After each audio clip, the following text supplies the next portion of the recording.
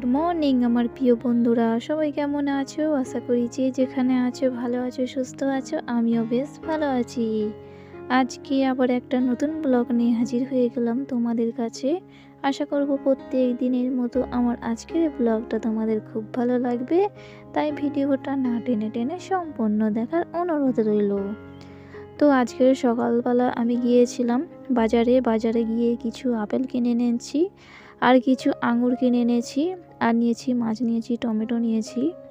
তো এগুলো নিয়ে আমি চলে এসেছি। তো যেহেতু রোজার মাস, আর রোজার মাসে ফল ছাড়া একদম ভালো লাগে না, তো সেই কারণে কিছু ফল নিয়েছি। তো দেখো বন্ধুরা, এখানে আমি আঙুর নিয়েছি 250-র মতো নিয়েছি।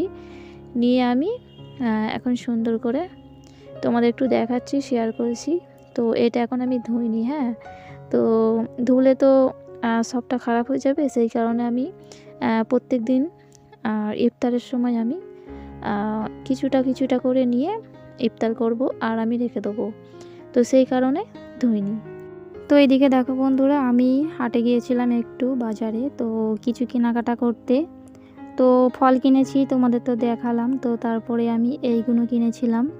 তো এটা হচ্ছে আতর, এটা হাজব্যান্ডের খুবই পছন্দ হয়েছে, এটা হাজব্যান্ড নেবে। তো যখন ঈদের সময় নামাজ পড়তে যাবে ওটা লাগিয়ে তখন নামাজ পড়তে যাবে। আর এটা আমি আইলাইনার নিয়েছি, আমার আইলাইনার একটা শেষ হয়ে গিয়েছিলো, সেই কারণে আইলাইনারটা নিয়েছি। আর আমার তো কসমেটিক সবই আছে, কারণ কসমেটিক ছাড়া আমি একদম চলি না। তো আমি একটু সাজুগুজু করতে বেশি পছন্দ করি।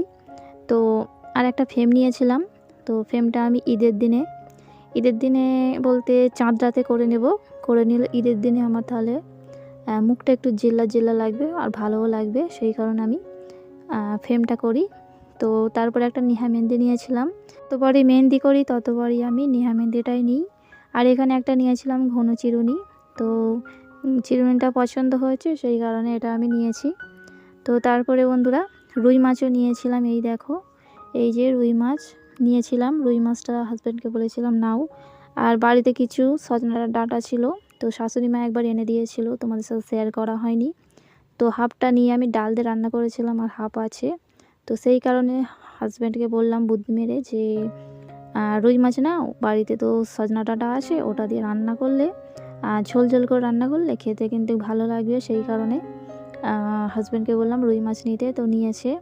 তো আমি যেটা বলি সেটাই শোনে আমার হাজব্যান্ড, তো ও নিয়েছে। তো তারপরে আমি নুন ঝাল হলুদ দিয়ে আমি মাখিয়ে নিয়েছি, ওটা আমি ভেজে নেব। আর অর্ধেকটা নিয়ে রান্না করব, অর্ধেকটা রেখে দেবো। তো অনেকটাই মাছ ছিল, তো সেই কারণে। তো তারপর দেখো বন্ধুরা, এই যে ছোলা ভেজে দিয়েছিলাম, এখানে আমি ছোলাটা সুন্দর করে জল থেকে ছেঁকে ছেঁকে নিয়ে আমি রেখে দিয়েছি, ওটা আমি ঘুগনি করে নেব। আর এই যে আমি সুন্দর করে সজনা ডাঁটাটা আমি সুন্দর করে বেছে নিয়েছি। আর এই সজনা ডাঁটাটা না, মানে যেহেতু পরশু দিন এনেছে, তো একটু শুকিয়ে গেছে, সেই কারণে আমি জল দিয়ে রেখেছি। তো জল দেওয়া থাকলে তাহলে শুকায়নি, তো আর কি। তো তারপর দেখো বন্ধুরা, আমি সুন্দর করে সজনা ডাঁটাটা বাছছিলাম। তো দেখো বন্ধুরা, এতটা মানে শুকিয়ে গেছে না, একটু বাছতে একটু মানে ডাঁটাটা ছিলতে না একটু অসুবিধা হচ্ছিল। তো যাই বন্ধুরা, ভিডিওটা আমি পরশু দিন থেকে দেব ভাবছি, কিন্তু দেয়া হয়নি, কারণ ভয়েস দেওয়া হয়নি, তো সেই কারণে ভিডিওটা দিতে পারছি না তোমাদের মাঝে। আর আমাদের এখানে নেটের এত সমস্যা, যেমন সমস্যা তেমন নেটও কাটছে। তো কি আর করব বলো, এরকম করেই চলতে হবে। তো মাঝে মাঝে এত নেট কেটে নিচ্ছে, তো আমি কিছু ছাড়তেও পারছি না, কারো লাইভেও যেতে পারছি না, নিজেও করতে পারছি না। তো ওই কারণে একটু সমস্যা হচ্ছে। তো আশা করি সামনের মাস থেকে এরকম সমস্যাটা হবে না। তো যাই হোক বন্ধুরা, আমি এখন সুন্দর করে ডাঁটাগুলো ছিলে নিচ্ছি।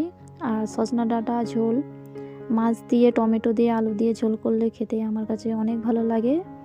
আর এটা কিন্তু খাওয়াও ভালো, শরীর ঠান্ডা করে। তো আমার কাছে বেশি ভালো লাগে, তোমাদের কাছে কার কার ভালো লাগে আমাকে কমেন্ট করে জানাতে পারো। তো বন্ধুরা, আমি এখন সুন্দর করে সজনা ডাঁটাগুলো ছিলে নিচ্ছি। তারপরে এই যে দেখো বন্ধুরা, এখানে আমি মাংস সুন্দর করে এখন কষে নিচ্ছি। আর এই মাংস কষা তোমাদের কার কার ভালো লাগে কমেন্ট করে জানাবে। তো দেখো বন্ধুরা, আমি একদম তেল তেল করে কষে নিচ্ছি, আর খেতেও কিন্তু অনেক সুন্দর হয়েছিল। আর আমি না একটু তেল তেল করে রান্না করতে বেশি পছন্দ করি, তো তেলটা একটু ভেসে থাকবে, তাহলে আমার কাছে বেশি ভালো লাগে।